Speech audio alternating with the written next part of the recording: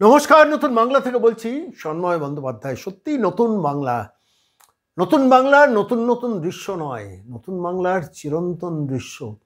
Police কিন্তু বদলায়নি। মলয় মুখোপাধ্যায় বলছিলেন যে এই পুলিশের ডিএর জন্য আমরা আন্দোলন করি, আর সেই পুলিশ কি করছে দেখুন। সেই পুলিশের একটি কাহিনী আজকে আপনাদের কাছে বলবো, রোমহর্ষক কাহিনী, হয়তো আপনারা কেউ কেউ জানেন। বাগুইহাটি থানার পুলিশ এক ভদ্রলোকের 3টে গাড়ি চুরি গিয়েছিল।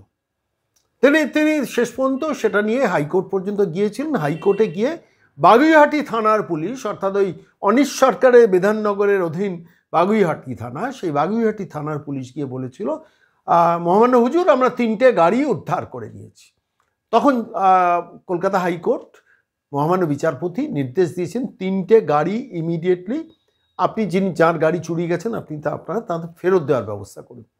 এরপর ভদ্রলোক যান থানায় যোগাযোগ শুরু করেন, কিন্তু কিছুতেই শেষ পর্যন্ত গাড়িগুলো ফেরত পাচ্ছেন না। তখন ভদ্রলোক আবার কলকাতা হাইকোর্টে এসে মামলা করেন এবং সেই মামলা করে জানান যে আপনাদের কাছে এই বাগুইহাটি থানার পুলিশ এসে জানিয়েছিল যে 3টে গাড়ি তারা উদ্ধার করেছে, কিন্তু সেই 3টে গাড়ি আমাকে ফেরত দিচ্ছে না। তখন বাগুইহাটি থানাকে কলকাতা হাইকোর্ট থেকে নির্দেশ দিয়েছিল, বা তার আগেই নির্দেশ দিয়েছিল গাড়িগুলো ফেরত দিন।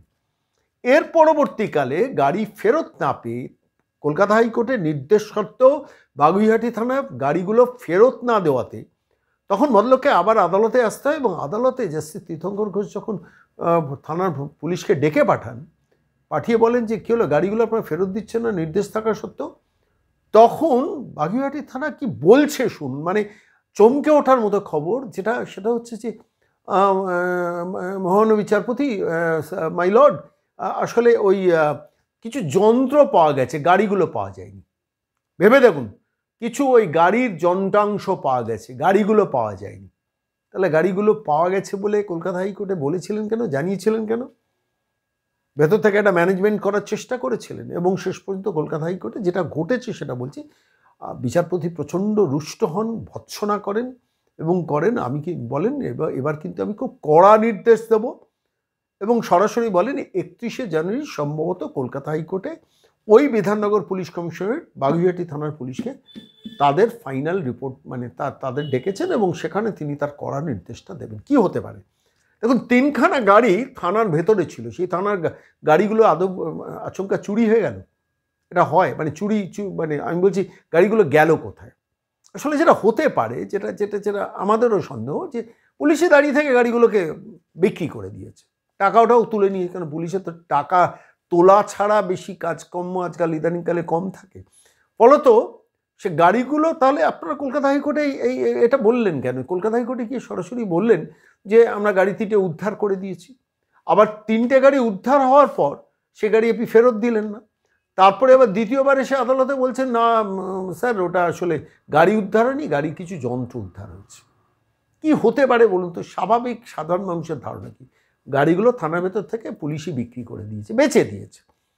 এইবার আদালত যখন ডেকে পাঠিয়েছে, দ্বিতীয়বার আবার মামলা করবেন ভাবতে পারেননি, আদালত যখন ডেকে পাঠিয়েছে তখন বলছে কিছু যন্ত্রপাতি, অর্থাৎ চোরাই চালানের কিছু যন্ত্রপাতি এদের আদালত থেকে জোগাড় করে বলছে যে আমরা গাড়ির কিছু মানে ছোট যন্ত্রাংশ উদ্ধার করেছি। ভাবুন, গাড়ি বেচে গাড়ি পাওয়া গেল না, যন্ত্রাংশ উদ্ধার করেছি। কি বলবেন এই পুলিশকে বলুন তো?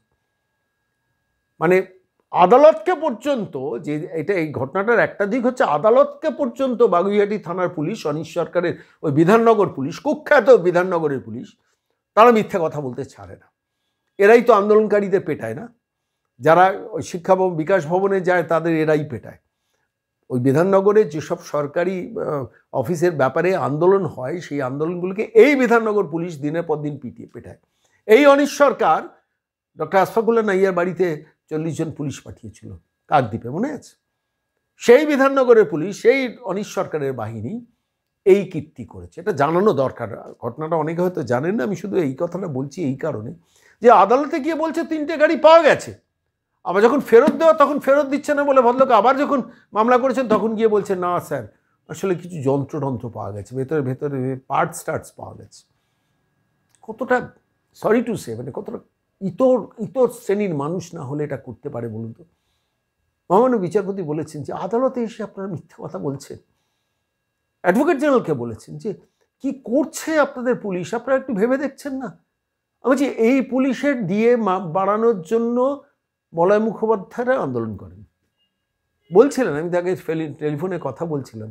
আর এই প্রসঙ্গে একটা ছোট্ট কাহিনী বলি, সেটা হচ্ছে এতে সিমলার একটি হত্যাকাণ্ড জনিত কেসে, সেখানে যাদের অভিযুক্ত বলে পুলিশ গ্রেফতার করেছিল, সেই একজন অভিযুক্ত জেল কাস্টাডিতে মারা গিয়েছিল এবং তার প্রেক্ষিতে শেষ পর্যন্ত পুরো ব্যাপারটা সিবিআই মামলাটা নেয় এবং নেওয়ার পর সেই চণ্ডীগড়ের আদালতে সেই মামলার রায় গত পরশুদিনই বেরিয়েছে, যে মামলায় দেখা যাচ্ছে যে শেষ পর্যন্ত 6 জন পুলিশ অফিসারকে 8 জন পুলিশ অফিসারের যাবজ্জীবন হয়েছে, 8 জন পুলিশ অফিসারের যাবজ্জীবন জেল হয়েছে। ভাবুন তো, এই পশ্চিমবঙ্গে কখনো ভাবতে পারেন ওই বাগুইআটি থানার ওসি জেল হবে? ভাবতে পারেন? আমরা ভাবতে পারি না। মমতা বন্দ্যোপাধ্যায় আসলে এই পুলিশেরই ওপরতলা ওসি আইসি অফিসারদের বড় টাকা একটা মাইনে বাড়িয়ে দিয়েছেন কিছুদিন আগে, আপনারা জানেন সে কাহিনীটা, নির্বাচন চলে যাওয়ার পরে। আসলে এই পুলিশকেই স্পন্সর করেন মমতা বন্দ্যোপাধ্যায়। বাগুইহাটি থানার এই ওসির যদি শাস্তি না হয় তাহলে কার শাস্তি হবে বলুন তো? যে কোর্টকে গিয়ে মিথ্যে কথা বলছে, হাইকোর্টকে গিয়ে মিথ্যে কথা বলছে যে 3খানা গাড়ি আমি পেয়ে গেছি, আবার তারপরে যখন ধরা পড়ছে তখন বলছে না স্যার যন্ত্রাংশ পাওয়া গেছে। স্বাভাবিকভাবে ভৎসনার মুখে পড়েছেন ওই বাগুইআটি থানা পুলিশ এবং ওই অনিশ সরকারের পুলিশ, এবং শেষ পর্যন্ত সমস্ত ব্যাপারটাই 31 তারিখ শুনানি, সেদিকে আমাদের নজর থাকবে। আমি এই সমস্ত ঘটনাটা নিয়ে যিনি ডিএ আন্দোলন মামলা লড়ছেন মলয় মুখোপাধ্যায়, আমি তাঁর কাছে সরাসরি গিয়েছিলাম। বলছেন যে শোনবাবু, এদের ডিএ বাড়ানোর জন্য আমরা পরিশ্রম করি, তাই না? কি বলেন মলয় মুখোপাধ্যায়, শুনুন। নমস্কার মলয় দা, সন্ময় বলছি। নমস্কার, বলুন সন্ময় দা।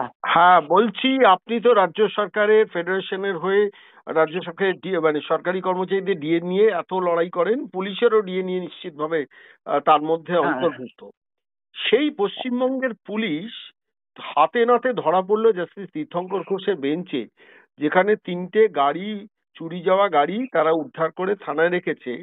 এবার মানে সেই রিপোর্ট দিয়েছে, যখন গাড়িগুলো আদালত থেকে ফেরত দিতে বলে মালিককে, তারপরে ফিরে এসে বলে গাড়ি পাওয়া যায়নি, গাড়ির কয়েকটা যন্ত্রাংশ পাওয়া গেছে। অর্থাৎ পুলিশ প্র্যাকটিক্যালি গাড়িগুলোকে নিজেরা বিক্রি করে আলটিমেটলি টাকা পয়সা তুলে নিয়ে আলটিমেটলি শেষ পর্যন্ত যেটা ঘটনাটা ঘটেছে সেটা হচ্ছে কোর্টে গিয়ে এখন বলছে কিছু যন্ত্র পাওয়া গেছে।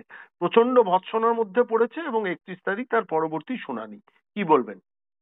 হ্যাঁ দেখুন, এটা খুবই দুঃখজনক, কারণ পুলিশ কর্মীরা তো সরকারি কর্মচারী, তাদের যদি এই দিনের পর দিন এইভাবে মানে চুরির দায় বলুন, খুন হলে ঠিকমতো তদন্ত করা না, সেই সব ঘটনা আমাদের খুব ব্যথিত করে।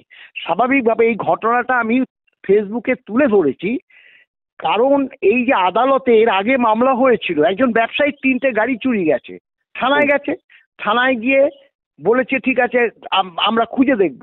এবার মামলা করেছে, বলেছে হ্যাঁ 3টে গাড়ি পাওয়া গেছে। কিছুদিন পরে সেকেন্ড মামলাতে গতকাল যেটা হলো যে না, গাড়িগুলো পাওয়া যায়নি, তার কিছু ভাঙাচুরো যন্ত্রাংশ।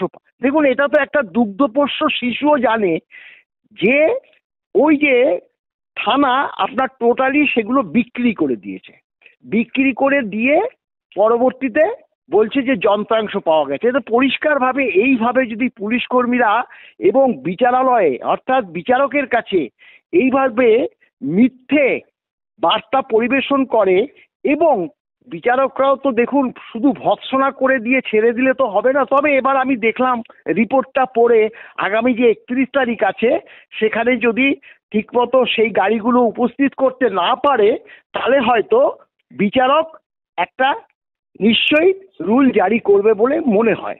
আবার দেখুন যে এই যে ঘটনাটা তুলে দিয়েছি, যে সিমলা হিমাচল প্রদেশের একজন স্কুল ছাত্রী ধর্ষণ এবং পরবর্তীকালে তার মৃতদেহটি পাওয়া যায় একটা জঙ্গলে। 6 জনকে গ্রেপ্তার করেছে পুলিশ কাস্টডিতে নিয়েছে। পুলিশ কাস্টডিতে নেওয়ার ফলে তাদের থেকে একজন কাস্টডিতে মারা গেছে। মানে এই যে ঘটনাটাকেও ঠিক তিলোত্তমার মতোই ঘটনাটা ঘটাতে গিয়েছিল। সিবিআই মামলাটা নিয়েছে, করে দেখেছে যে আপনার আইজি থেকে ডিএসপি পর্যন্ত জড়িত এবং সব তথ্য তুলে দিয়েছে।